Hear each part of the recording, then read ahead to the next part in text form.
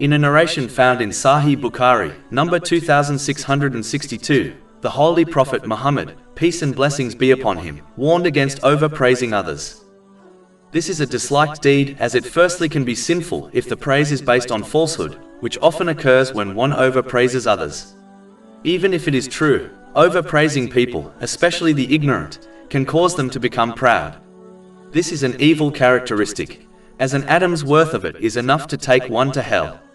This has been warned in a narration found in Sahih Muslim, number 265. Overpraising can even cause the praised person to believe they have fulfilled their potential in obeying Allah, the Exalted, and therefore do not need to strive harder in His obedience. A Muslim should not be fooled by the praise of others, as they know their actions and inner hidden character better than any other person.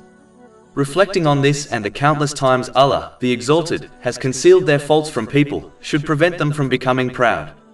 The truth is, if others knew all the hidden faults and sins of others, no one would praise another.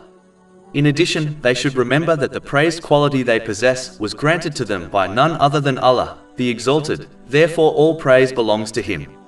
Finally, a Muslim should become more grateful to Allah, the Exalted, by using the blessings they possess in ways pleasing to Him. One should advise others about this narration, and warn them not to overpraise others. Only in certain cases is praising others acceptable. One must avoid overpraising, always adhere to the truth, and it should be done in order to encourage them to do more good. This especially applies to children, such as praising them in respect to their schoolwork, good behavior, and when they fulfill the duties of Islam. Over 400 free ebooks, audiobooks, infographics, podcasts and blogs available on our website, www.shakepod.com.